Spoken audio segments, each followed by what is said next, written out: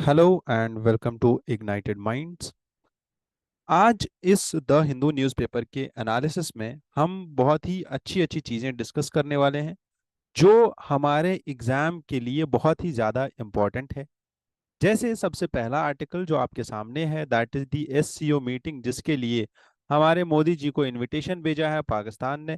और एससीओ के जो काउंसिल ऑफ हेड्स होते हैं उनकी मीटिंग होती है, और इस मीटिंग के लिए प्राइम मिनिस्टर नरेंद्र मोदी जी को एक अपॉइंटमेंट, ये इनविटेशन आया हुआ है। Second, we will also deal with the concept two things. One is कि एक आर्टिफिशियल रेन का कॉन्सेप्ट ये होता क्या है, कैसे की जाती है, प्लस पोल्यूशन, वो भी दिल्ली का पोल्यूशन। दिल्ली के पोल्यूशन में सबसे बड़ी दिक्कत आती है विंटर में। ठीक है। और विंटर में भी सबसे बड़ी दिक्कत ये होती है कि वहां पे कंस्ट्रक्शन और ग्रेडेड एक्शन रिस्पांस प्लान जो है वो लागू किया जाता है। और दिल्ली की पोल्यूशन की हालत कुछ ऐसी है कि आपकी एज जो है वो पोल्यूशन की वजह से 12 साल कम हो जाती है। ठीक है, अगर आप दिल्ली में रहते हो तो it's better for all the UPSC aspirants not to come to Delhi. You can come to us rather than Delhi. And we are staying and we are located in the most peaceful and most, you can say, nature friendly and most beautiful place of the world, the paradise, that is Kashmir. You can come to us, you can get yourself coached, and the expenses are very low. Plus, if not that, you can approach us online and you can get yourself well mentored with the daily and personal mentors. Next important thing which, जिसकी वजह से मेरा जो claim है दिल्ली ना आने का वो और ज्यादा स्ट्रांग हो जाता है, कि एक स्टूडेंट जो कि बोंडा ट्राइब उड़ीसा का है, वो रोज 8 किलोमीटर साइकिल पे जाके नीट की कोचिंग या नीट की क्लासेस के लिए पढ़ पढ़ के अपनी जनरेशन का पहला रीडर बना है, अपनी जनरेशन का पहला ऐसा लड़का बना है जिसने पढ़ाई की हो, और अपनी जनरेशन का पहला ऐसा लड़का बना है जो अब डॉक्टर बनने जा रहा है। We will also see something which is very much important for our tech aspect, that is the biotechnology enigma, the lateral entry, जो अभी यूपीएससी ने कुछ पोस्ट्स निकाले थे और उसका नोटिफिकेशन वापस लेना पड़ा यूपीएससी को बिकॉज ऑफ द ऑपोजिशन। इस लेटरल एंट्री के कॉन्सेप्ट पे दो एडिटोरियल्स या दो आर्टिकल्स आए हुए हैं, एक एक्सप्लेन सेक्शन में है, एक ओपिनियन सेक्शन में है। ओपिनियन सेक्शन में इंटरव्यू है। इंटरव्यू दो इंसानों का है, one is an ex IAS officer and another is a CEO and a private sector से एक एक्सपर्ट आए हुए हैं, उनका इंटरव्यू है। We will deal with that, what are their arguments, so that we enrich our answers about lateral entry and governance. Further हमारे prelims के perspective से शी बॉक्स एक पोर्टल लॉन्च किया है। सेकंड, न्यूक्लियर ट्रायड क्या है India का और ये कैसे काम करता है, इस पे भी देखेंगे। And there is one more mechanism जो सेबी लेके आया है about security market, and securities market के लिए सेबी का जो ये मैकेनिज्म है, ये यूपीआई के थ्रू आपको हेल्प करेगा कि आप स्टॉक एक्सचेंज में इन्वेस्ट करो। ठीक है, हम ये सारे एडिटोरियल्स को अच्छे से डिस्कस करेंगे one by one. Before we discuss it, I want you to understand that how much important and relevant this news is for us being students, being daily और डे टू डे हसलर्स, जो अपने career को लेके अपने path को लेके बहुत ही ज्यादा डेडिकेटेड लोग हैं, उनके लिए ये केस स्टडी कैसा है। ठीक है, कितना मोटिवेशनल हो सकता है ये आपके लिए, कि आप देखो एक ऐसी ट्राइब जो कि पीवीटीजी है ना। We all know that PVTGs are the most downtrodden ones of all the schedule tribes. ठीक है, जिनके पास फैसिलिटीज नहीं है, खाने की पीने की या बाकी सारी फैसिलिटीज नहीं है, but still he has struggled hard. ठीक है, to reach to this place and get name into these news articles. ठीक है, और आज मैं और आप इसको डिस्कस कर रहे हैं। We should get inspired for from such stories. ठीक है, इट्स नॉट ऑलवेज कि हम बस ये देखें कि यूपीएससी का रैंक वन बस कंडक्टर का बेटा है, ठीक है, या बस ड्राइवर का बेटा है।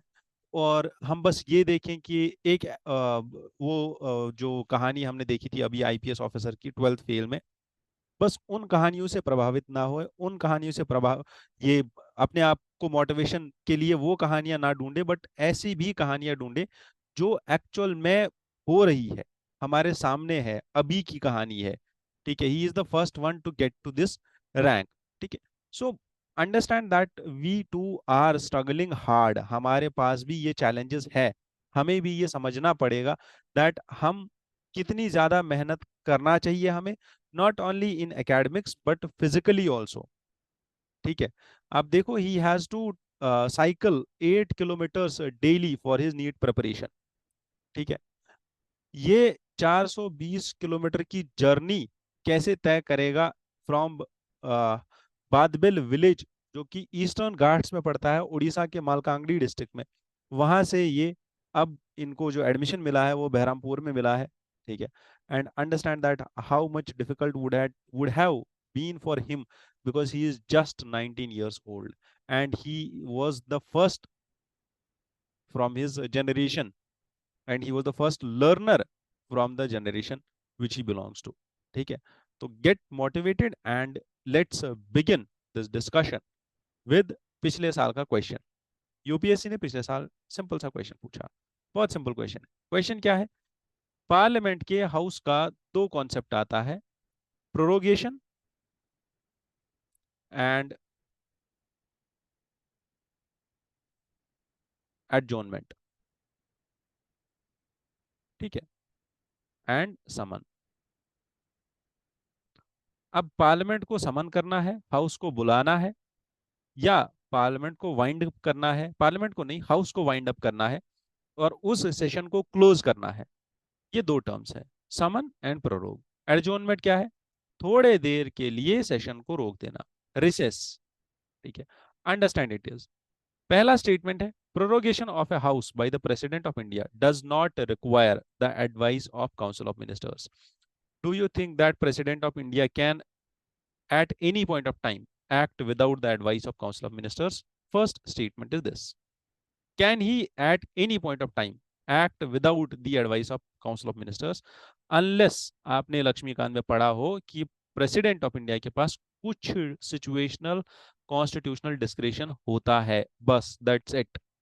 उसके बगैर आपको जो भी मिलेगा that is generally 99% of the times that he has to act as per the council of ministers।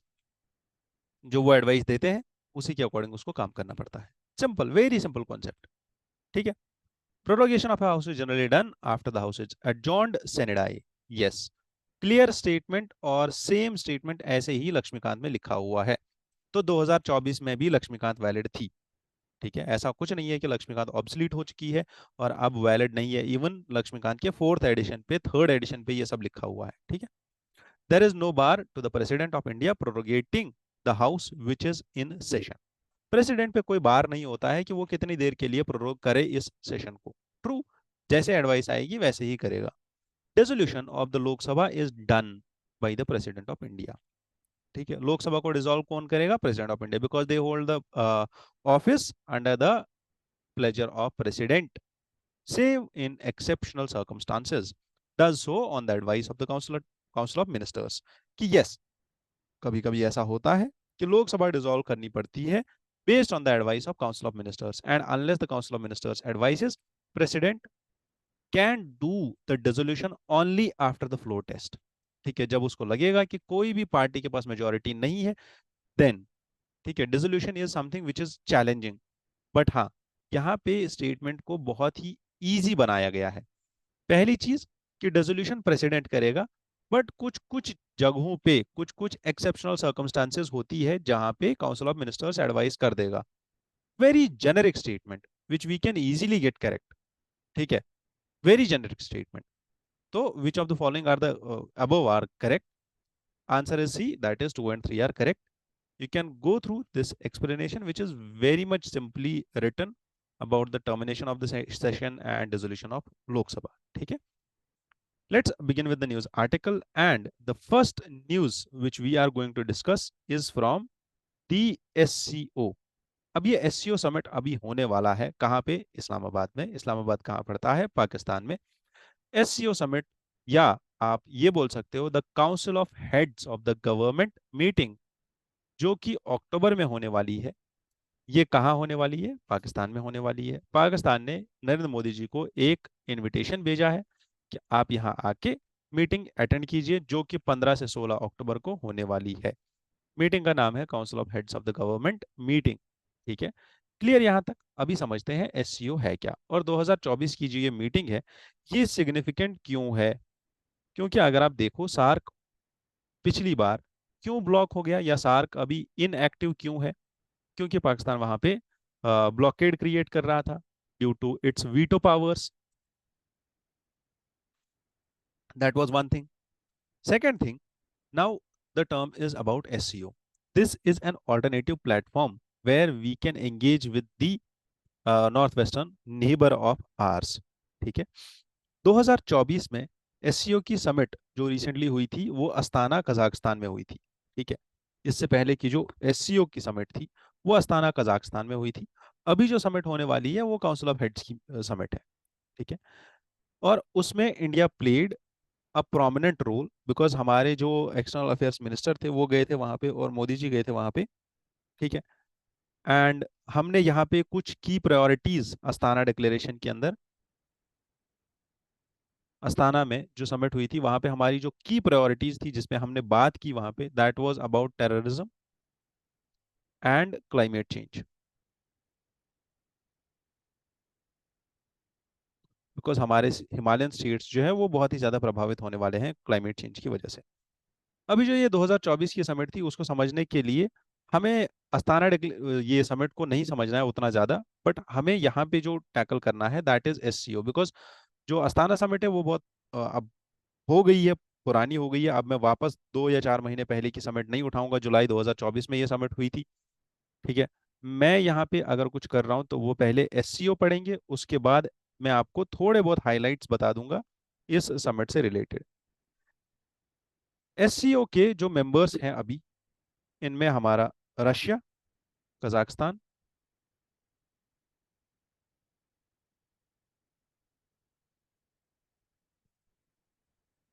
Kyrgyzstan, Uzbekistan, Tajikistan, India,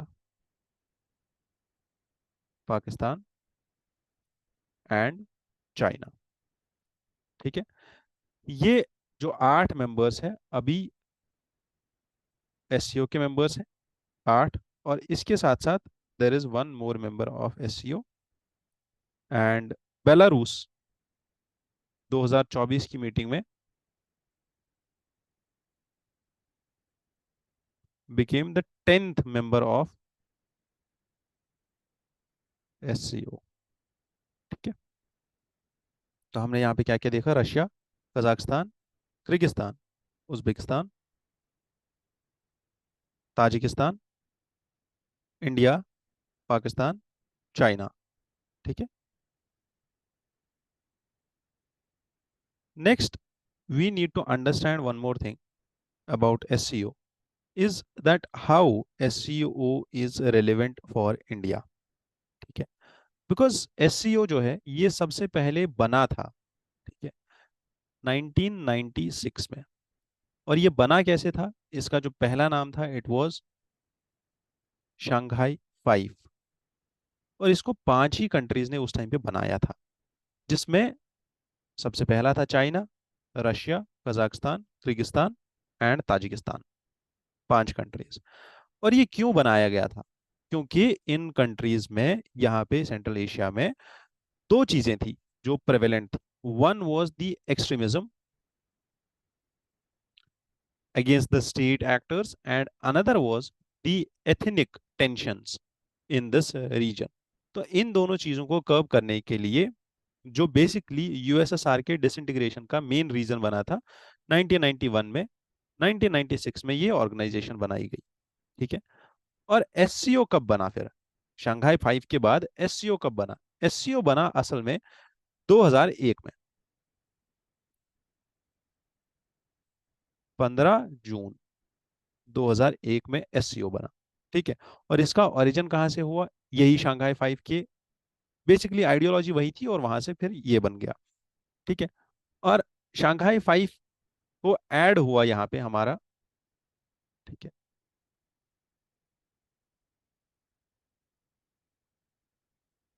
Uzbekistan as sixth member. ठीक है।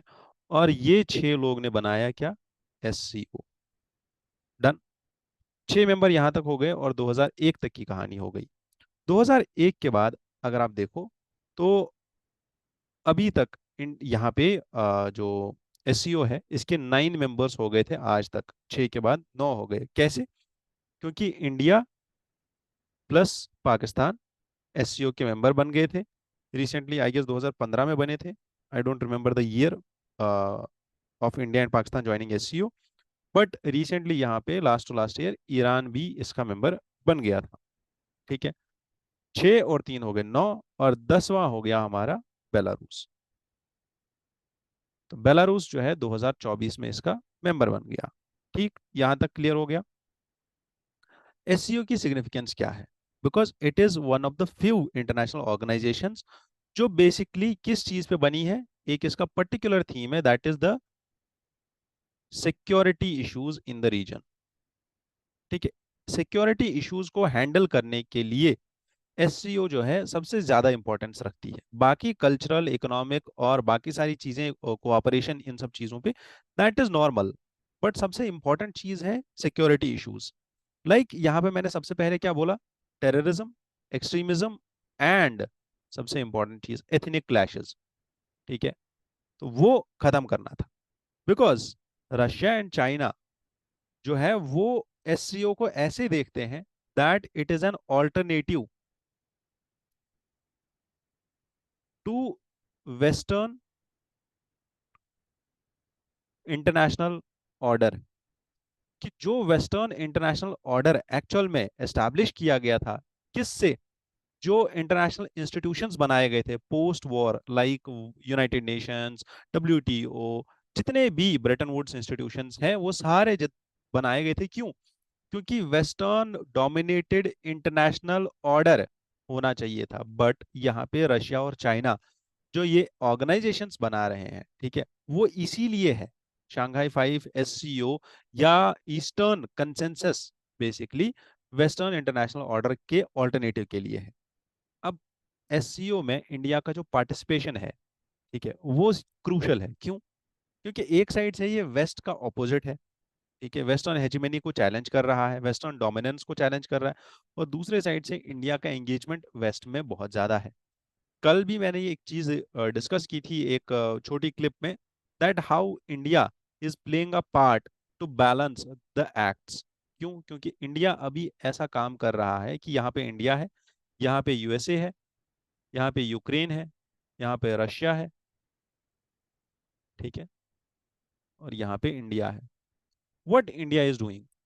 इंडिया यूक्रेन और रशिया का आपस में सीज फायर कराना चाहता है, ताकि यूएसए और वेस्ट का जो क्रिटिसिज्म है जो इंडिया पे आ रहा है, वेस्टर्न क्रिटिसिज्म, वो खत्म हो जाए। क्यों? क्योंकि इंडिया खुद एंगेज हो रहा है रशिया के साथ। अब देखो कितना ही बड़ा ये डिप्लोमेटिक पजल है जिसको हमें समझना होगा, वो अलग कहानी है। Understand this, that this is an alternative to the western international order.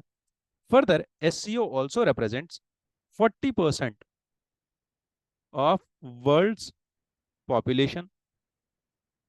ठीक है। एंड जो यहाँ पे मेंबर्स है एससीओ के, ठीक है, they contribute to around 23 trillion US dollars to the global GDP.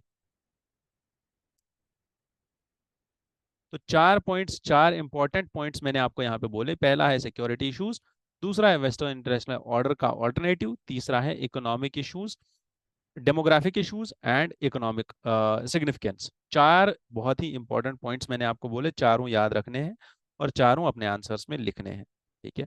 अब यहाँ पे दिक्कत ये है कि इंडिया के सामने सबसे बड़ा चैलेंज एससीओ के अंदर है जो चाइना का इन्फ्लुएंस है, चाइना का influence through belt and road initiative. ठीक है। विच इज अ की इंपॉर्टेंट कंसर्न। उससे बड़ा एक और कंसर्न है, दैट इज बलोच अपराइजिंग। इस पे एक सेपरेट वीडियो आएगा बलोच अपराइजिंग पे। बट यहाँ पे मैं बस आपको इतना बता दूं कि बलूचिस्तान में अभी इतना हाई लेवल पे अटैक्स हो रहे हैं क्योंकि वहां पे बलोच लिबरेशन आर्मी बहुत ही ज्यादा टेक ओवर कर रही है और पाकिस्तान की आर्मी पे इतने ज्यादा हमले हो रहे हैं कि दैट वर्ल्ड मीडिया के अकॉर्डिंग बलूचिस्तान ने और बलूच लिबरेशन आर्मी ने जो अटैक्स किए हैं उसमें पाकिस्तान के 100 से ज्यादा, मोर देन 100 सोल्जर्स जो है मारे गए हैं। और पाकिस्तान का मीडिया यहाँ पे बोल रहा है दैट अराउंड 30 to 40 सोल्जर्स जो है वो मारे गए हैं। बट यहाँ पे बात ये आती है कि इतनी ज्यादा अपराइजिंग हो रही है बलूचिस्तान में, श्रीलंका में, मालदीव्स में, not Maldives basically Sri Lanka, but Myanmar, Bangladesh और इंडिया, पूरी तरीके से चारों साइड से इंडिया के अपराइजिंग हो रही है। और इस अपराइजिंग के चलते, इन इस केओस के चलते, ये टर्मोइल के चलते, ये वॉर लाइक सिचुएशन के चलते इंडिया का ये इनविटेशन कि हमारे मोदी जी एससीओ के मीटिंग के लिए पाकिस्तान जाए, this is going to play a crucial role. Understand it properly. ठीक है, with this let's move to next editorial. Now, understanding the concept of artificial rain and how it can help us to curb the pollution। क्या है simple pollution का मतलब क्या है कि particulate matter है कहाँ पे, एयर में। ठीक है, सिंपल पार्टिकुलेट मैटर है एयर में। और पोल्यूशन, पोल्यूशन के साथ साथ ये भी है, it's not only particulate matter. हाँ, this is the most dangerous one, but there are other gases also. ठीक है, जो बहुत ही ज्यादा हार्मफुल है। और ये एयर हम ब्रीद करते हैं, और एयर को ब्रीद करने की वजह से ये हमारे लंग्स में चला जाता है और उसकी वजह से हमें बहुत सारी प्रॉब्लम्स फेस करनी पड़ती है। सिंपल, बहुत सिंपल कॉन्सेप्ट है ये। और ह्यूमन हेल्थ पे इम्पैक्ट आता है। ठीक है, आपकी लंग्स की कैपेसिटी कम हो जाती है। जैसे स्मोकिंग की वजह से इंसान के लंग्स में प्रॉब्लम होता है, वैसे ही गंदा हवा होने की वजह से आपके लंग्स में बहुत बड़ी प्रॉब्लम्स हो सकती है। आपके ब्लड वेसल्स में प्रॉब्लम हो सकती है। ठीक है, आर्टरीज ब्लॉक हो सकती है, बाकी सारी चीजें हो सकती है। Let's leave it aside. Now, how can could seeding help us in decreasing this pollution? Because जितने भी ये डस्ट पार्टिकल्स है या पार्टिकुलेट मैटर है, ये पूरे के पूरे डस्ट पार्टिकल्स जो है क्या काम करेंगे अगर हमने आर्टिफिशियल रेन का ये किया कि आर्टिफिशियल रेन कर दी। और आर्टिफिशियल रेन की वजह से इन डस्ट पार्टिकल्स के ऊपर क्या होगा, ये इस पानी के साथ, जो ऊपर से पानी आ रहा होगा, रेन के ड्रॉपलेट्स आ रहे होंगे, उसके साथ ये डस्ट पार्टिकल्स नीचे सेटल डाउन हो जाएंगे ग्राउंड पे। ठीक है, और ग्राउंड पे सेटल होने के बाद ये पानी के साथ बह जाएंगे। ठीक है, अब ये हवा में नहीं रहेंगे और हवा जो है वो क्लीन होती जाएगी। And once the air gets cleaner, आपको ये सिंपल पता चलेगा ऐसे कि जैसे एक बहुत ही तपती गर्मी का दिन होता है और शाम को अगर थोड़ी सी बारिश हो जाती है तो वो जो एयर है वो फ्रेश लगने लगती है। रीजन वही होता है कि डस्ट पूरा, पोल्यूशन पूरा वो खत्म हो जाता है इस एयर के चलते, इस रेन की वजह से। ठीक है, और एयर क्वालिटी इंडेक्स को यहाँ पे समझना जरूरी है। ठीक है, कि अगर आपकी रीडिंग, अगर आप अपने फोन पे भी एयर क्वालिटी इंडेक्स का कोई ऐप डाउनलोड कर लो तो वो भी आपको ये रीडिंग दिखा देगा कि 51 से 100 तक अगर आपका एयर क्वालिटी है दैट इज कंसिडर्ड सेटिस्फैक्टरी, 200 से 300 इट्स कंसिडर्ड पुअर, और दिल्ली का जो एयर है वो 450 के ऊपर भी चला जाता है कभी कभी। ठीक है, understand it, which is severe. इसीलिए दिल्ली की गवर्नमेंट अब क्या करना चाहती है, क्योंकि हमने इससे पहले दिल्ली की गवर्नमेंट ने GRAP, that is graded response action plan. अब इसमें करते क्या है, कुछ व्हीकल्स की एंट्री बैन कर देते हैं, जैसे ऑड इवन का फॉर्मूला लगा दिया। कंस्ट्रक्शन की एक्टिविटीज बंद कर देते हैं। जो बड़ी व्हीकल्स है, ट्रक्स या उससे बड़ी व्हीकल्स है, उनको दिल्ली के अंदर कुछ टाइम पीरियड में आना मना कर देते हैं, नो एंट्री लग जाती है। तो ये सारे जो ग्रेडेड एक्शन प्लान के अंदर आते हैं ये मैटर्स, इसको लेके अब दिल्ली की गवर्नमेंट एक विंटर एक्शन प्लान लेके आ रही है। ठीक है, कि इस विंटर में 2024 के विंटर में हम क्या करेंगे।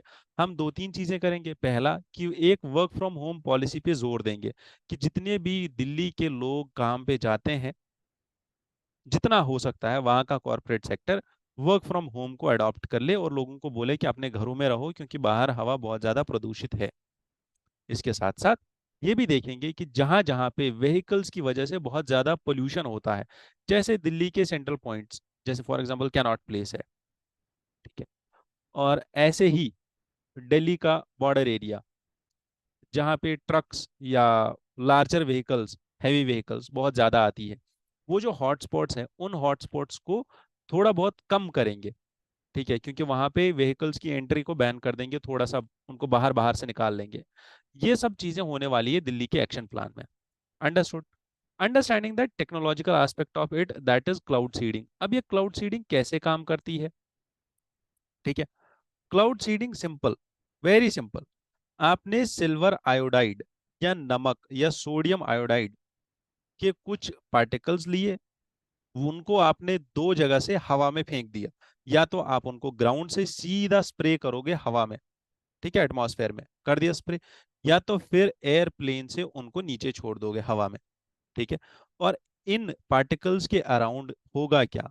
ये पार्टिकल्स ठंडे होते हैं, सिल्वर आयोडाइड के पार्टिकल्स ठंडे होते हैं, उनके अराउंड थोड़ा बहुत वाटर ड्रॉपलेट जमा होने लगता है। ठीक है, ये जो हमने सिल्वर आयोडाइड का एक पार्टिकल या मॉलिक्यूल छोड़ा हवा में, उसके अराउंड ऐसे ऐसे वाटर ड्रॉपलेट्स स्टार्ट होना, कंडेंस होना स्टार्ट हो जाएंगे, और ये बड़ा एक वाटर ड्रॉपलेट कन्वर्ट हो जाएगा।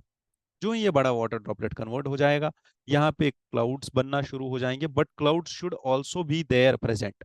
ठीक है, क्लाउड्स पहले से होने चाहिए, बस क्लाउड्स कंडेंस नहीं हो रहे हैं। और क्लाउड्स की कंडेंसेशन के लिए ये हाइग्रोस्कोपिक पार्टिकल जरूरी है। और यहाँ पे हाइग्रोस्कोपिक पार्टिकल कौन सा है? Silver iodide. सिल्वर आयोडाइड क्या करता है? इस क्लाउड का जो ये मॉइस्चर है अपने अराउंड एक रेन ड्रॉपलेट की शेप में बना देता है। वंस इट बिकम्स हैवी तो ये जमीन पे गिर जाता है। और ये जो रेन है, ये पानी जब ऊपर से बरसेगा, तो ये हवा की जो है जितनी भी गंदगी है उसको नीचे अपने साथ वॉश डाउन कर देगा, और पूरी हवा क्लीन हो जाएगी। That is how artificial rain will work. Clear?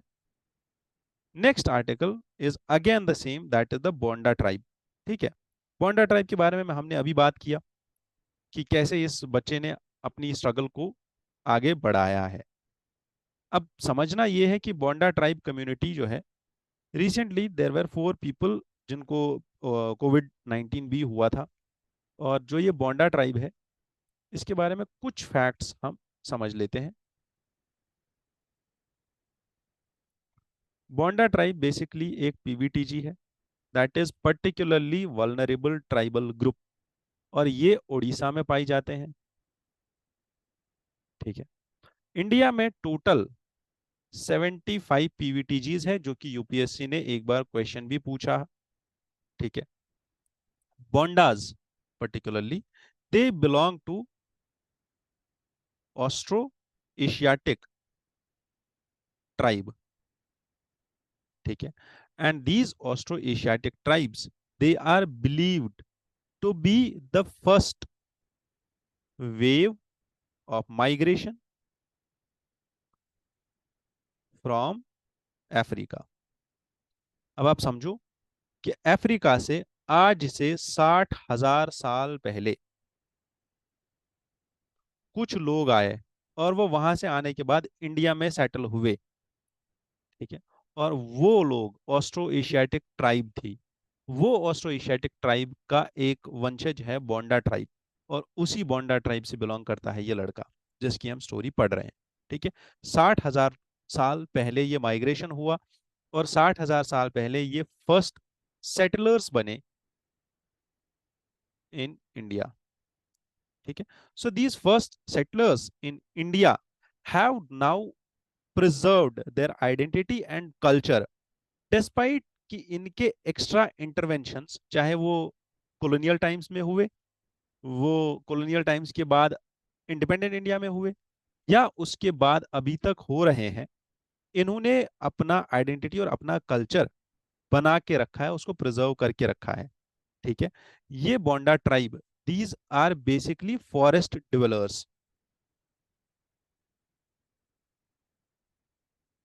ठीक है. Bondas, they are still practicing the hunting and to collect food and forage. they वो अपने फॉरेस्ट में जो उनका आसपास फॉरेस्ट होता है उसमें चले जाते हैं और वहां से अपना खाने पीने का बंदोबस्त कर लेते हैं. Bondas are a matriarchal society जिनकी फैमिली में हेड होती है कौन? फीमेल. फीमेल हेड होती है फैमिली की.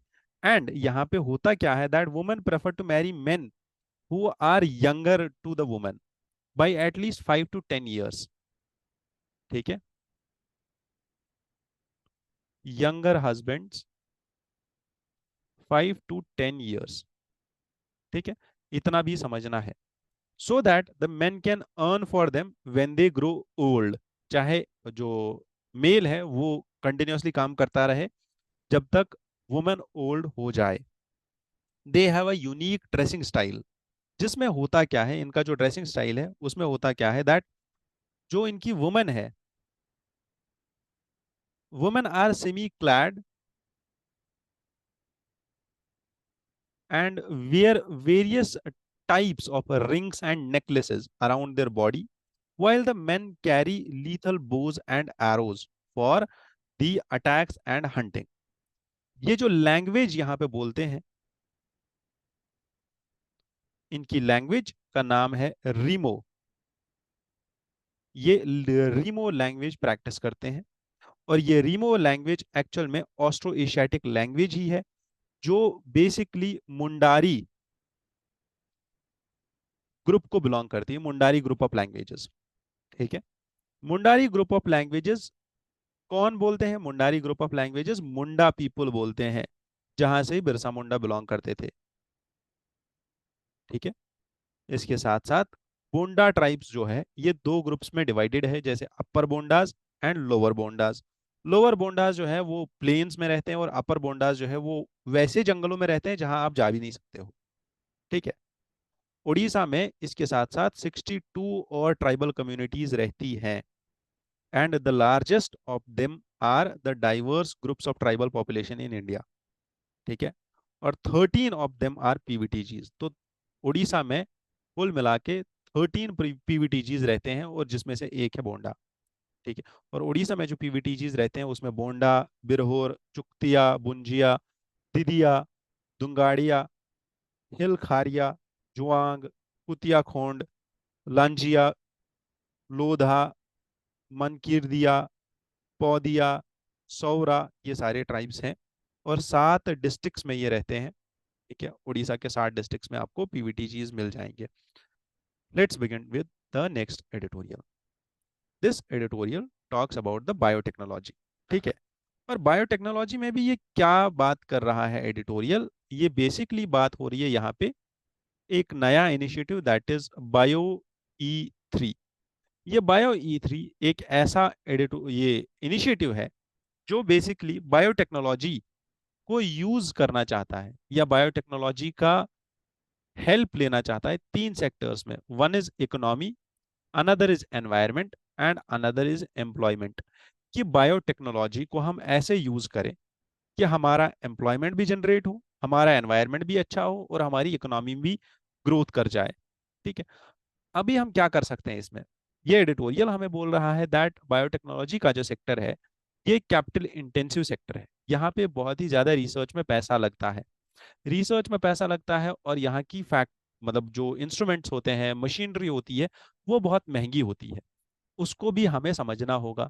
तो इंडिया में 1986 से डेडिकेटेड हमने एक डिपार्टमेंट ऑफ बायोटेक्नोलॉजी बनाया और उस डिपार्टमेंट के द्वारा वैक्सीन डेवलपमेंट, डायग्नोस्टिक्स, बायोलॉजिकल्स और ये सब चीजें हमने इतनी डेवलप कर ली कि इंडिया को आज के टाइम पे vaccine factory of the world बोला जाता है. इतने इनिशिएटिव्स हमने ले लिए बायोटेक्नोलॉजी को लेके.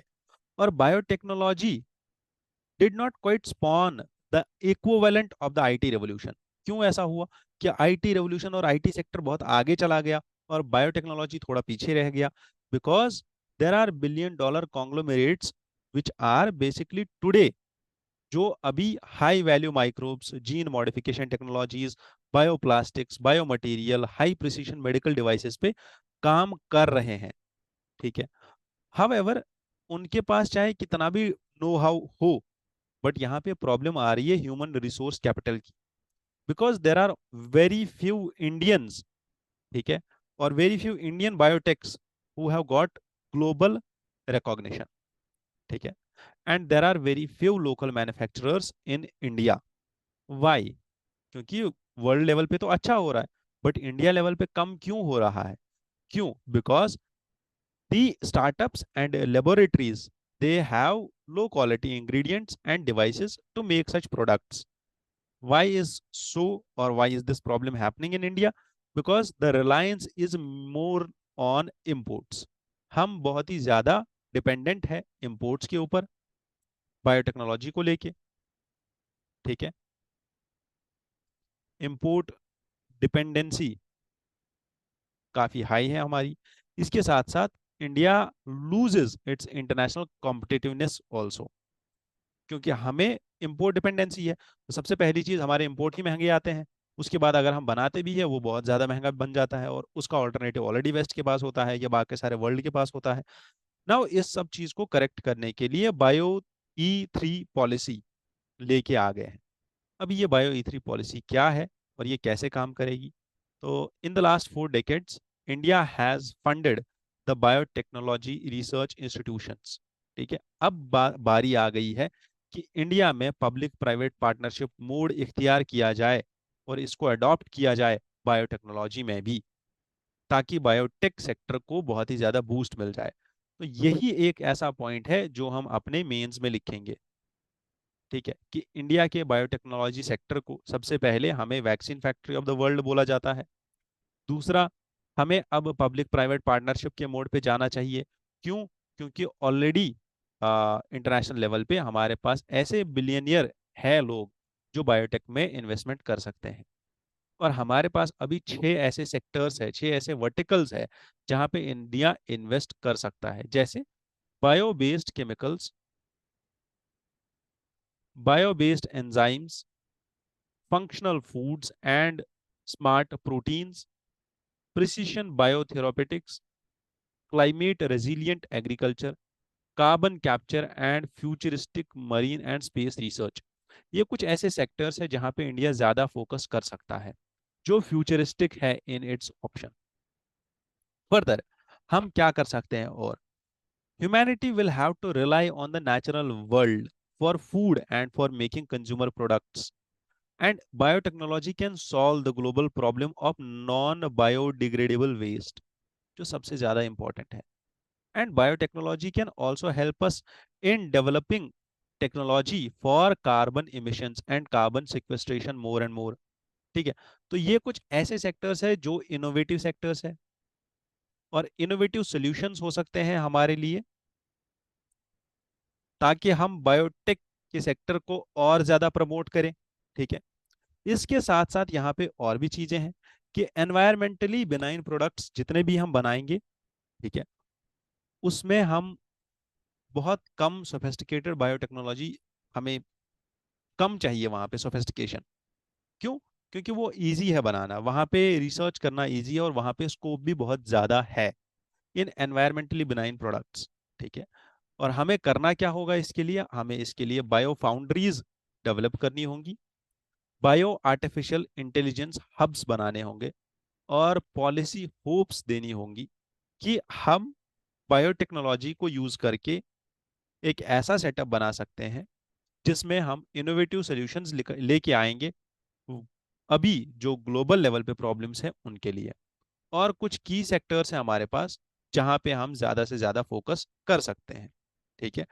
इसके साथ साथ हमें ये भी समझना होगा कि ये जो टॉप डाउन इनिशिएटिव है, इसका इम्पैक्ट थोड़ा कम हो सकता है, बट जो हमारा बायो E3 पॉलिसी है, इसको हमें जितना हो सके उतना ज्यादा स्टेट लेवल पे, डिस्ट्रिक्ट लेवल पे, विलेज लेवल पे, और इंडिविजुअल लेवल पे या इंस्टीट्यूशनल लेवल पे, एकेडमिक लेवल पे कोलैबोरेशन एंड कोऑपरेशन की जरूरत है, ताकि हर एक सेक्टर में बायोटेक्नोलॉजी का इस्तेमाल किया जाए। जैसे इकोनॉमी में अगर मैं बात करूं तो सर्कुलर इकोनॉमी, का एग्जाम्पल हम दे सकते हैं। ठीक है, सर्कुलर इकोनॉमी में बायोटेक्नोलॉजी का यूज हो सकता है, जैसे यहाँ पे एग्जाम्पल दिया हुआ है नॉन बायोडिग्रेडेबल वेस्ट का। एनवायरनमेंट से रिलेटेड कार्बन एमिशंस को कम करने के लिए यूज हो सकता है, जो यहाँ पे एग्जाम्पल राइटली दिया हुआ है। ठीक है, वहीं पे एम्प्लॉयमेंट को लेके, ठीक है, तो बायोटेक्नोलॉजी एक ऐसा सेक्टर है जो बहुत ही ओपन स्पेस है रिसर्च एंड डेवलपमेंट के लिए। ठीक है, यहाँ पे हम डेवलप कर सकते हैं अपने पूरे इस सेक्टर को, ताकि हमारे यहाँ एम्प्लॉयमेंट जनरेट हो जाए।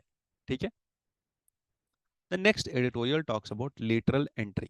लेटरल एंट्री एक्चुअल में है क्या, और यहाँ पे बेसिकली कंट्रोवर्सी क्या है।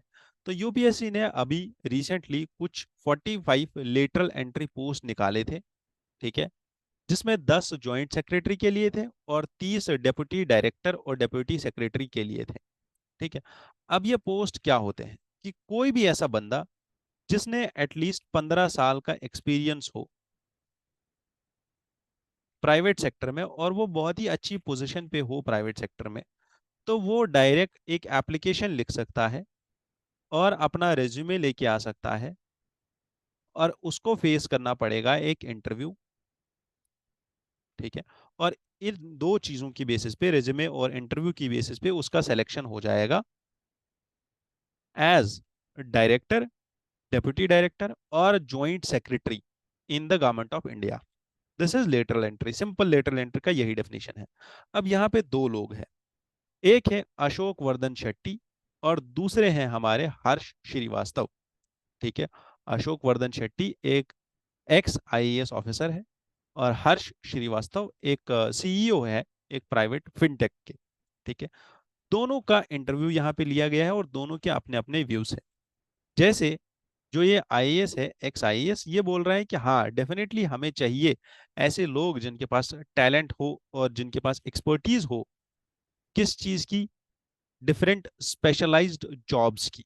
बट हमें यहाँ पे ये भी समझना होगा कि जॉइंट सेक्रेटरी बनने के लिए एक आईएएस ऑफिसर को सबसे पहले 12 साल या 12 से 16 साल तक का सर्विस देना पड़ता है ऑन ग्राउंड, जिसमें वो ग्राउंड लेवल से लेके पीपल इंटरेक्शन से लेके ऊपर लेवल तक डीएम डिविजनल कमिश्नर तक जाता है। धीरे धीरे धीरे धीरे वो पॉलिसी मेकिंग समझता है, पॉलिसी इंप्लीमेंटेशन समझता है, जब उसको पता है कि पॉलिसी इंप्लीमेंट कैसे होती है। ठीक है, ये ऐसी बात है कि एक सीईओ है कंपनी का, ठीक है, वो घर पे गाड़ी में बैठ जाता है और अपने ऑफिस चला जाता है, उसको नहीं पता उसके ऑफिस का गेट ऑटोमेटेड है, वो किस स्विच से खुलता है और कैसे काम करता है। ठीक है, या उसमें बैटरी डलती है या उसमें इलेक्ट्रिसिटी आती है, ये उसके गार्ड को पता है। तो जब तक वो कभी एक बार खुद नहीं जाके देखेगा कि वो गेट कैसे खुलता है, तो जब उसका एक ऐसा प्रॉब्लम आएगा एक दिन कि उसका वो गेट नहीं खुलेगा क्योंकि उसके पास वो गार्ड नहीं होगा, तो वो भी खुद मजबूर हो जाएगा इस चीज पे कि ये सीखने पे कि ये असल में होता कैसे है। वैसे ही जो ये पॉलिसी इंप्लीमेंटेशन है, सबसे पहले वही सीखना है कि पॉलिसी इंप्लीमेंट कैसे हो रही है, ग्राउंड लेवल पे क्या क्या दिक्कतें आ रही है पॉलिसी इंप्लीमेंट करने में। तभी जाके वो इंसान पॉलिसी बनाने के टाइम पे कुछ ऐसे सॉल्यूशंस लेके आएगा, एक ऐसी पॉलिसी बनाएगा जिसको इम्प्लीमेंट करने में दिक्कत ना हो।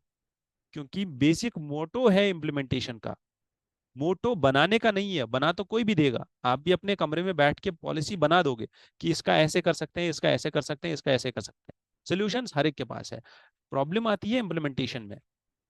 हमारे एक बहुत ही रिटायर्ड और बहुत पढ़े लिखे और जिनको माना जाता है, जिनके रिकमेंडेशंस को गवर्नमेंट आज भी मानती है, अनिल स्वरूप सर, उन्होंने एक रिकमेंडेशन दिया था। उन्होंने एक इंटरव्यू में बोला था दैट इंडिया में कोई भी सोल्यूशन को इम्प्लीमेंट करने के लिए सबसे बड़ा चैलेंज है कि वो इम्प्लीमेंटेबल होना चाहिए। ठीक है, वो डिजायरेबल होना चाहिए, वो सोसाइटी में एक्सेप्टेबल होना चाहिए। ऐसा नहीं है कि आपने सोल्यूशन बना दिया, सोल्यूशन हर एक के पास है, बट क्या वो फिजिबल है, क्या वो बनाया जा सकता है, क्या वो इम्प्लीमेंट किया जा सकता है, दैट इज द प्रॉब्लम। और उसको समझने के लिए ये 15 साल का जर्नी एक आईएएस ऑफिसर का जरूरी है। अब अगर आप लेटरल एंट्री लेके आते हो लोगों को, तो उनको आप बस एक रेज्यूमे और एक इंटरव्यू की बेसिस पे मत लो। ठीक है, आपके पास हर एक चीज है, आपके पास हर एक इंसान की आइडियोलॉजी स्टडी करने के लिए, उसको समझने के लिए, उस इंसान का लिंक्डइन प्रोफाइल है, उसका सोशल मीडिया अकाउंट है जो कि ओपन में है, उसकी पूरी लाइफ की हिस्ट्री होगी आपके पास, वो सब चीजों को समझना, उन सब चीजों को रीड करना, उस इंसान को समझना ये जरूरी है। तब जाके आप उस इंसान को ऐसी एक पोजीशन दे सकते हो। यहाँ पे एक बहुत ही इंपॉर्टेंट चीज डिस्कस की जा रही है और एक बहुत ही इंपॉर्टेंट यहाँ पे ना एग्जाम्पल दी जा रही है, वो है पाकिस्तान की एग्जाम्पल। ठीक है। और यहाँ पे जो हमारे अशोक वर्धन शेट्टी है, एक्चुअल में इसी एक चीज की वजह से मैं इस ओपिनियन, इस एडिटोरियल को डिस्कशन कर रहा हूँ। उन्होंने बोला दैट 1972 में पाकिस्तान में हुआ क्या। जुल्फिकार अली भुट्टो थे उस टाइम पे पाकिस्तान के प्राइम मिनिस्टर। उन्होंने बोला कि हम करें क्या एडमिनिस्ट्रेशन को बेटर करने के लिए। तो उन्होंने बनाया एडमिनिस्ट्रेटिव रिफॉर्म्स कमीशन। ठीक है। और एडमिनिस्ट्रेटिव रिफॉर्म्स कमीशन ने सबसे पहली चीज क्या बोली कि आपकी जो एडमिनिस्ट्रेशन है उसमें बस जर्नलिस्ट भरे हुए हैं। ठीक है, जितने भी जर्नलिस्ट लोग हैं वो आपने भर रखे हैं, चाहे आईएएस है, चाहे किसी आपकी हेल्थ मिनिस्ट्री का जो टॉप लेवल पे एग्जीक्यूटिव है वो भी जर्नलिस्ट है। उसको पता ही नहीं है डॉक्टर के बारे में, उसको नहीं पता है डॉक्टर ट्रीटमेंट कैसे करता है। तो आप ना स्पेशलिस्ट्स को ले आओ।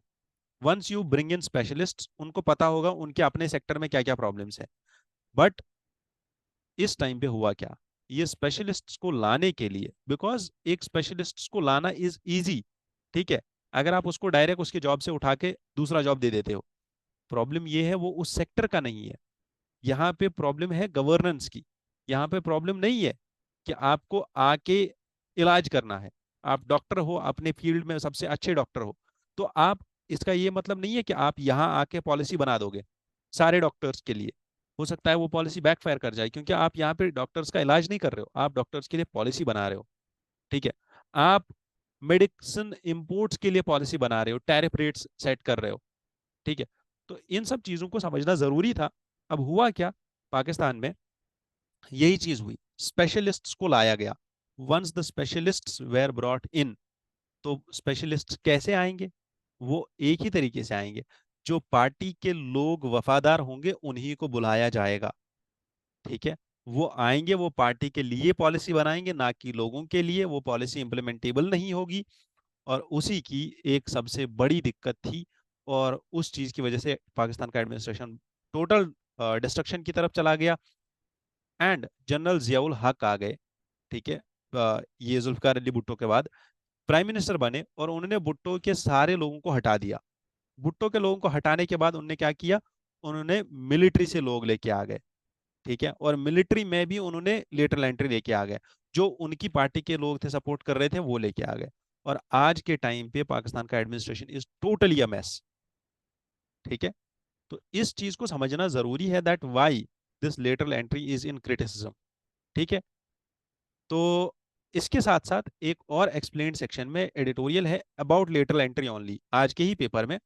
And this editorial also highlights one more important concept, that is merit system versus the spoils system. ठीक है। तो मेरिट सिस्टम एक्चुअल में काम क्या करता है।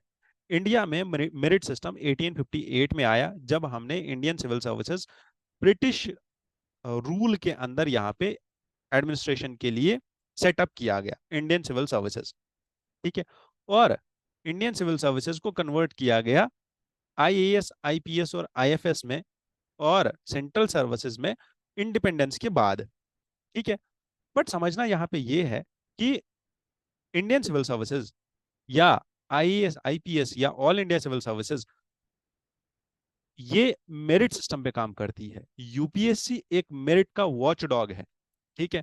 पूरे इंडिया के मेरिट का वॉच डॉग है यूपीएससी। अब समझना ये है कि इस सिस्टम को खराब कौन चीज कर सकती है, उसका नाम ही स्पॉइल्स सिस्टम है। और स्पॉइल्स सिस्टम बेसिकली, इसका ओरिजिन कहाँ से, 1883 में जब मेरिट सिस्टम आया, उससे पहले यूएसए में ये चीज चल रही थी। स्पॉइल्स सिस्टम क्या काम करता है, it works on the ideas to the victor belonging the spoils. ठीक है। वो इंसान जो ऑलरेडी पॉलिटिकल एग्जीक्यूटिव या गवर्नमेंट या मोनार्क या जो भी इन्फ्लुएंशियल पर्सन है, उसके कांटेक्ट में है, या उसका कोई अपना है, नेपोटिज्म, या उसका कोई जानने वाला इंसान है, उसका कोई रिश्तेदार है, उसको उठा के लेके आ गया। तो होता क्या है एक्चुअल में, सब लोग जो आपस में जानने वाले हैं वो बस इसीलिए एडमिनिस्ट्रेशन में होते हैं, क्योंकि वो बस एक दूसरे को जान रहे हैं। ठीक है, तो सिंपल कॉन्सेप्ट क्या है, एक ही होमोजेनिटी के लोग, एक ही आइडियोलॉजी के लोग एडमिनिस्ट्रेशन को टैकल कर रहे हैं, और ये पूरा सिस्टम एक रॉटिंग सिस्टम हो जाता है, ये स्पॉइल हो जाता है, इसमें मेस क्रिएट हो जाता है और ये बदबू करने लगता है ये सिस्टम। जबकि मेरिट सिस्टम में बस क्वालिफाइड लोग आते हैं on the basis of exams, on the basis of preparation. Because इस साल भी हमने देखा दैट पिछले साल 2023 में 13 लाख लोग प्रीलिम्स में बैठे थे। ठीक है, और टोटल मिला के 180 ही लोग ऐसे थे जो आईएएस बने। ठीक है, और 1000 ही कुछ सीट्स थी जिनने फाइनल क्वालिफाई किया 13 लाख में से। अंडरस्टैंड, ये अब ऐसा सिचुएशन हो गया है जहां पे 0.01% आपकी ये हो जाती है सक्सेस रेट, क्योंकि एग्जाम ही इतना टफ है, सर्विस ही इतनी टफ है। ठीक है, हाँ, लेटरल एंट्री को लेके there have been prominent and good examples also, जैसे प्राइम मिनिस्टर मनमोहन सिंह, मोंटेक सिंह अहलूवालिया जो इकोनॉमिस्ट थे इंडिया के, एग्रीकल्चरल साइंटिस्ट एमएस स्वामीनाथन। ठीक है, administrative reforms commission second ARC ने और नीति आयोग ने 2017 में ये रिकमेंडेशन दी थी कि आप लेटरल एंट्रेंस को ले सकते हो based on their specialised knowledge and skills, और उनको गवर्नेंस में ले सकते हो। ठीक है, however what we should do and what are the pros and cons of this lateral entry. ठीक है, क्योंकि इंडिया में अभी एक ऐसा, या वर्ल्ड लेवल पे अभी एक ऐसा सिचुएशन क्रिएट हो रहा है जहां पे नई टेक्नोलॉजीज आ रही है, semiconductor, climate change, digital economy, cyber security, ये कुछ ऐसे डोमेन्स है जिसके लिए हमारी ब्यूरोक्रेसी रेडी नहीं थी। इसके लिए हमें उन लोगों को परस्यू करना पड़ेगा जिनका करियर ही इस चीज में बना हुआ है। फॉर एग्जाम्पल, साइबर सिक्योरिटी को लेकर कोई पॉलिसी बनानी है, और एक इंसान ऐसा है जिसने अपनी लाइफ पूरी एडमिनिस्ट्रेशन में लगा दी, वो बस पॉलिसीज बना रहा है, उसको पता ही नहीं है साइबर सिक्योरिटी में हो क्या रहा है, उसको पता ही नहीं है डार्क वेब काम कैसे करता है, उसको पता ही नहीं है डार्क नेट में प्रोग्रामिंग कैसे करते हैं, लोग सॉफ्टवेयर कैसे बनाते हैं, हम क्या कर सकते हैं सॉफ्टवेयर्स बनाने के लिए, प्रॉब्लम्स कहाँ पे है असल में, हमारे प्रोग्रामर्स को कहाँ पे प्रॉब्लम आती है, क्या उनके पास दिक्कत है कि वो एक्सेस कर पाए, क्या एथिकल हैकिंग हमारे लिए अलाउड है, क्या गवर्नमेंट अपने वेबसाइट्स को, पोर्टल्स को एथिकल हैकिंग के लिए अलाउ कर सकती है या नहीं। अब उसको समझाना पड़ेगा पहले बिठा के एथिकल हैकिंग होती क्या है और कैसे काम करती है। ठीक है, तो ये सब चीजें हैं जहाँ पे नए चैलेंजेस हैं, नए थ्रेट्स हैं, और इसके लिए लेटरल एंट्री जरूरी भी है। कुछ ऐसी चीजें हैं जहाँ पे लेटरल एंट्री काम नहीं करेगी। ठीक है, और कुछ ऐसी चीजें हैं जहाँ पे लेटरल एंट्री काम करेगी। What we need to do is that we need to find a way forward. और ये वे फॉरवर्ड कैसे है, एक बुक है द टेरेनी ऑफ मेरिट। ठीक है, और ये लिखी किसने है, माइकल सैंडल ने।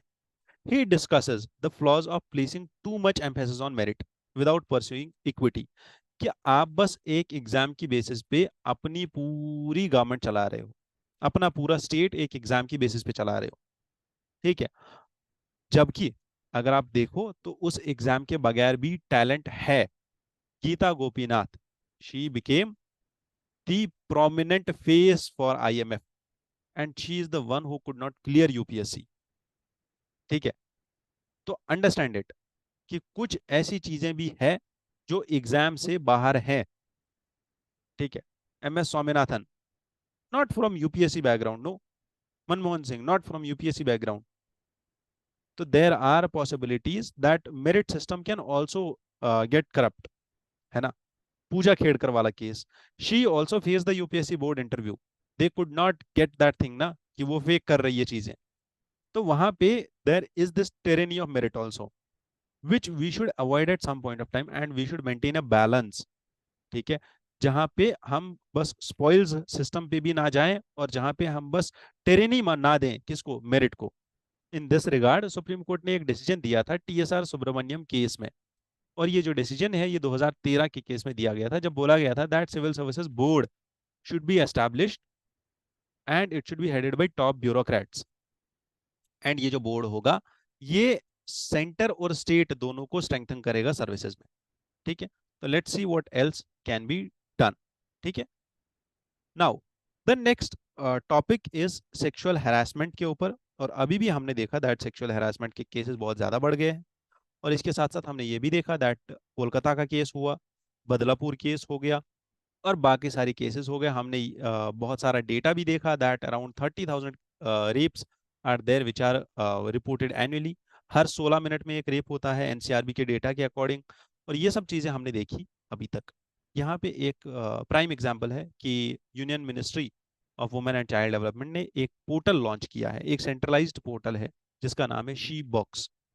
ठीक है, शी बॉक्स इसलिए है ताकि आप रजिस्टर करो और मॉनिटर करो कंप्लेंट्स को फ्रॉम द सेक्सुअल हैरासमेंट के जो विक्टिम्स होते हैं एट वर्क प्लेस। अगर कोई भी वुमेन काम कर रही है किसी ऑर्गेनाइजेशन में और उसके साथ सेक्सुअल हैरासमेंट होता है, तो वो अपनी कंप्लेंट इस पोर्टल पे दर्ज करा सकती है। This serves as a centralised repository of information. ठीक है, अब यहाँ पे इंफॉर्मेशन कौन सी होगी? जो internal committees and local committees होती है हर एक ऑर्गेनाइजेशन में, उनकी इंफॉर्मेशन भी यहाँ पे रहेगी। और जो यहाँ पे पोर्टल पे कंप्लेंट्स आएंगी वो भी रहेंगी। और ये एक डेटाबेस बन जाएगा। और इस डेटाबेस की हेल्प से हम ये आइडेंटिफाई कर पाएंगे कि कौन सी ऐसी वुमेन या कौन सी ऐसी ऑर्गेनाइजेशंस है, कौन सा ऐसा सेक्टर है, किस एज ग्रुप की वुमेन है जिनको, और किस टाइम पीरियड पे, दिन में, रात को, रात के टाइम पे, शाम के टाइम पे, और कौन सा ऐसा सेक्टर है जैसे फॉर एग्जांपल सेल्स, ठीक है, या टॉप लेवल मैनेजमेंट, किस एरिया में पर्टिकुलरली हम इसको पिन ड्रॉप कर सकते हैं।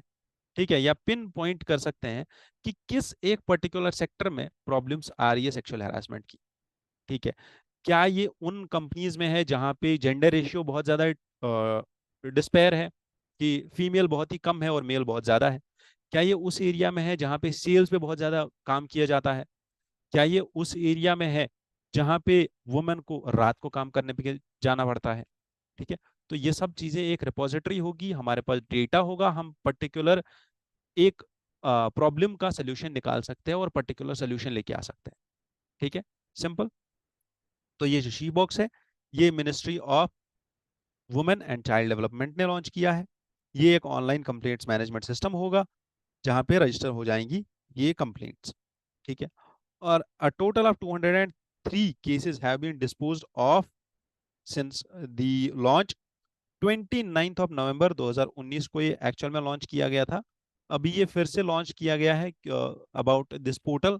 ये जो पोर्टल है, ये जो कंप्लेंट पोर्टल है, ये सेंट्रल लेवल पे एक रिपोजिटरी बनाने के लिए इसको बनाया गया है अभी के टाइम पे।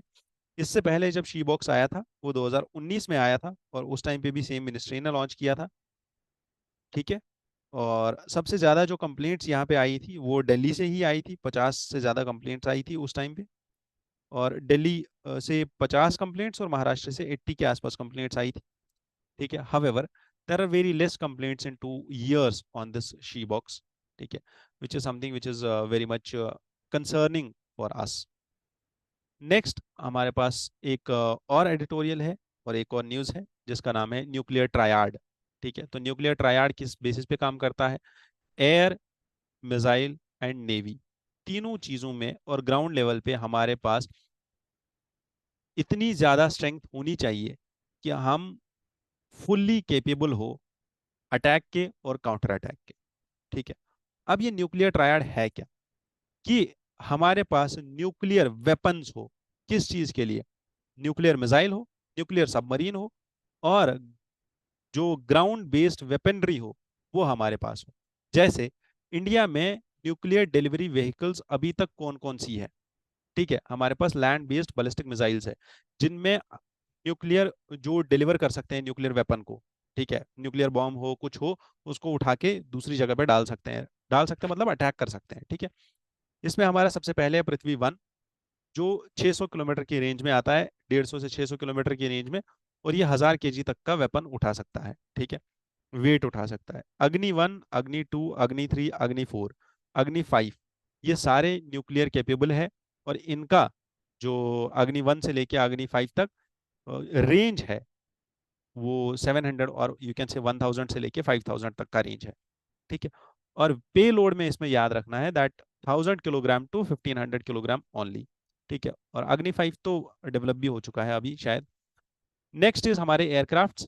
तो सबसे पहले हमारे पास मिराज है, जैगुआर है, मिग है और रफाल है। ये चार ऐसे एयरक्राफ्ट्स है जो न्यूक्लियर केपेबल है। ठीक है, और ये कहाँ से आएंगे? रफाल हमारा फ्रांस से आ जाएगा।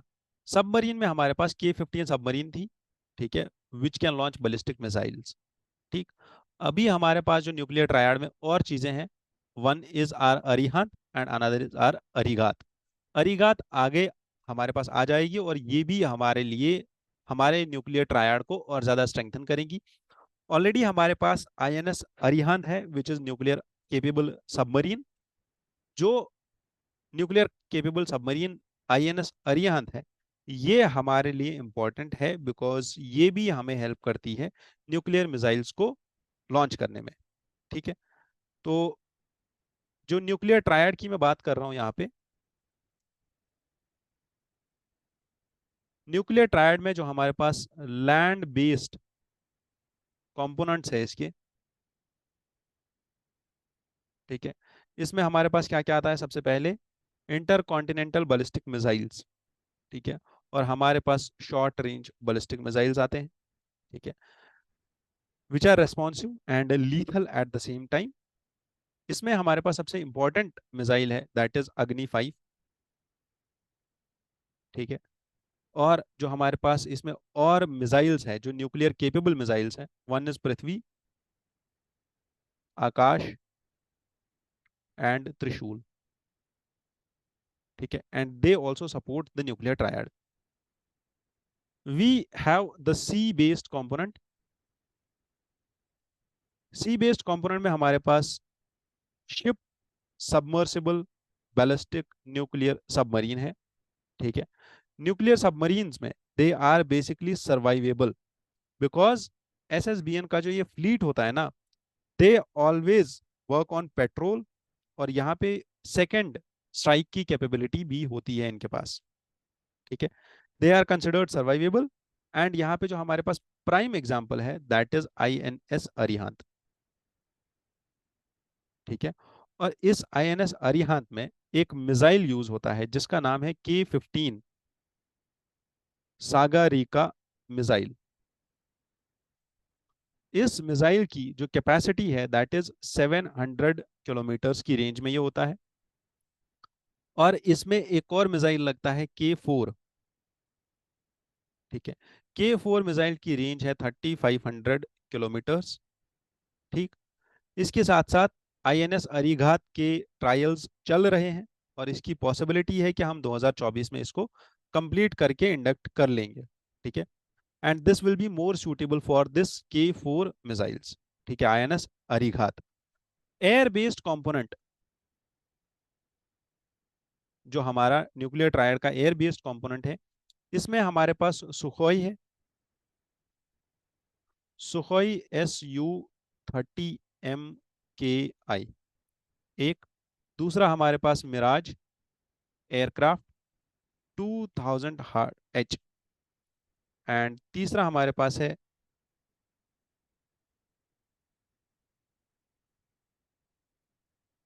सेपकैट जैगवार। एंड लास्ट हमारे पास है रफाल। ठीक है, the land and air strike capabilities जो हमारे पास है, land plus air strike capabilities, इनको कंट्रोल करती है हमारी स्ट्रैटेजिक फोर्सेस कमांड। ठीक है, which is a part of nuclear command authority. ठीक है, और ये जो ये NCA है, न्यूक्लियर कमांड अथॉरिटी, इसको बनाया गया था, ये एक बॉडी है, 2003 में बनाया गया था। और ये 2003 में किस लिए बनाई गई थी? To manage and administer the country's tactical and strategic nuclear weapons. ठीक है, और NCA एक ऐसी अथॉरिटी है जो रिस्पॉन्सिबल है for command control and operational decisions regarding India's nuclear weapon programme. ठीक, यहां तक क्लियर, समझ में आ गया? Next we have this news of I will basically focus on the application supported by blocked amount, that is ASBA facility। ठीक है, अब सबसे पहले ये समझते हैं ये ASBA होता क्या है, तब जाके हमें ये समझ में आ जाएगा कि सेबी एक्चुअल में करना क्या चाहता है। ASBA सेबी ने लॉन्च किया था सबसे पहले 2008 में। ठीक है, ये एक ऐसी प्रोसेस है जिससे आईपीओ कंपनीज का जो आईपीओ होता है, जब वो पहली बार ऑफरिंग के लिए जाती है, अपने शेयर्स को पहली बार मार्केट में लेके आती है, आईपीओ या राइट्स के सब्सक्रिप्शन के लिए मार्केट में पहली बार आती है कंपनी, तो ASBA application supported blocked amount, इसकी फैसिलिटी अगर वो अवेल करते हैं तो इससे होगा क्या। इससे जो बैंक्स है ना, कुछ बैंक्स ऐसे होते हैं जो आपको अलाउ कर देते हैं इन्वेस्टर्स को कि वो जाए और आईपीओ में अपना एक ब्लॉकिंग अमाउंट या एप्लीकेशन अमाउंट डाल दे। कि फॉर एग्जांपल मेरे पास मेरे अकाउंट में 10 लाख रुपए है, तो मैं एक अमाउंट 5 लाख रुपए का एक ब्लॉकिंग एप्लीकेशन डाल देता हूं। ठीक है, कि ये जो मनी है, ये 5 लाख रुपए का मनी जो है, ये मैं यूज करने वाला हूँ आईपीओ में। ठीक है, और ये जो पैसा है ये वो उठा के, अब ये पैसा ब्लॉक हो जाएगा और इस पैसे को वो यूज करेंगे आईपीओ में। ठीक है, इन्वेस्टर का जो एप्लीकेशन मनी होता है, it remains in the bank account only, and only a block is created on the funds for IPO application amount. तो होता क्या है, फॉर एग्जांपल एबीसी एक बंदा है। ठीक है, इसके अकाउंट में 10 लाख रुपए है।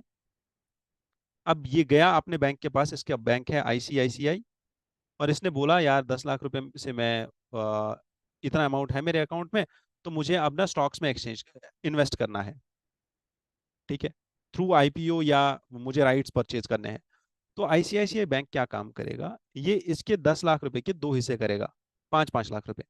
ठीक है, एज पर हिज एप्लीकेशन, जितना वो बोलेगा उतना ही 5 लाख रुपए का एक ब्लॉक बनाएगा। ठीक है, 5 लाख रुपए का एक ब्लॉक बनाएगा कि ये वाले जो 5 लाख रुपए है, ये वाले 5 लाख रुपए ये इन्वेस्ट करेगा कहाँ पे, स्टॉक एक्सचेंज में। ठीक है, स्टॉक्स में इन्वेस्ट करेगा या कंपनी के शेयर खरीदेगा आईपीओ में। ऐसा नहीं है कि वो यहाँ पे एक सेपरेट अकाउंट बना रही है या डीमैट अकाउंट बना के दे रही है, ऐसा कुछ नहीं है। वो बस एक ब्लॉक क्रिएट कर रही है, बस इतना समझना है। ये डिफरेंस है इसका और डीमैट अकाउंट का। ठीक है, क्लियर यहां तक। अब एएसबीए का फायदा क्या है, क्योंकि इससे इजी हो जाता है स्टॉक मार्केट में इन्वेस्ट करना, और ये ट्रांजैक्शन करना बहुत ही ज्यादा इजी हो जाता है। ठीक है, अब इसी को लेके सेबी एक प्रपोजल लेके आया है। ठीक है, सेबी ने बोला दैट हम एक काम करना चाहते हैं कि क्वालिफाइड स्टॉक ब्रोकर्स जो हैं, है ना, जो क्वालिफाइड स्टॉक ब्रोकर्स है, वो एक फैसिलिटी उनको देना चाहते हैं सेबी में, कि वो ट्रेड कर पाए कहाँ पे, सेकेंडरी मार्केट में, by using just UPI based block mechanism. जो आपको एएसबीए के अंदर बैंक करके दे रहा था, वही आपका अब यूपीआई के ऊपर भी होगा। ठीक है, कि यूपीआई में भी एक ऐसा फैसिलिटी आ जाएगा कि आपका एक अमाउंट, एक ब्लॉक क्रिएट हो जाएगा आपके ही अकाउंट में, आपके पैसे का एक अलग से ब्लॉक क्रिएट हो जाएगा, और उस पैसे का आप यूज करोगे कि आप सेकेंडरी मार्केट में जाके इन्वेस्टमेंट करो। सेकेंडरी सेकेंडरी मार्केट में होता क्या है, आप वो शेयर्स में ट्रेड करते हो जो ऑलरेडी आईपीओ के थ्रू हो चुके हैं। जो शेयर मार्केट में आप आपस में ट्रेड कर रहे हो, शेयर होल्डर्स ट्रेड कर रहे हैं, या खरीदने और बेचने वाले ट्रेड कर रहे हैं, ब्रोकर्स ट्रेड कर रहे हैं। ये कंपनी डायरेक्ट नहीं सेल कर रही है यहाँ पे। ठीक है, ये वो शेयर्स है जो ऑलरेडी आईपीओ के थ्रू गए हैं। सेकेंड टाइम जिनका ट्रांजैक्शन हो रहा है वो सेकेंडरी शेयर्स है। ठीक है, सेकेंडरी मार्केट में वो सब चीजें हो रही है। डन। ये फैसिलिटी ऑप्शनल होगी उन लोगों के लिए जो एक्चुअल में इन्वेस्ट करना चाहते हैं, बस। That's it. Understood very well. With this, I wish you all the best. If you have any queries regarding your preparation, we at Ignited Minds have a team of mentors dedicated for your preparation only. The charges are not counted here. The mentorship sessions are free of cost. What you need to do is you just need to connect to us. ठीक है, हमारा phone number, हमारा Telegram का link, हमारा social media handles का link, पूरे का पूरा इसी वीडियो के डिस्क्रिप्शन में आपको मिल जाएगा। ठीक है, फर्दर आप व्हाट्सएप पे भी आ सकते हो, हमारा चैनल है इग्नाइटेड माइंड्स के नाम से। आप टेलीग्राम पे सर्च कर सकते हो इग्नाइटेड माइंड्स, तो आपको मिल जाएगा। लिंक्स भी दी हुई है, आपको कहीं नहीं जाना है।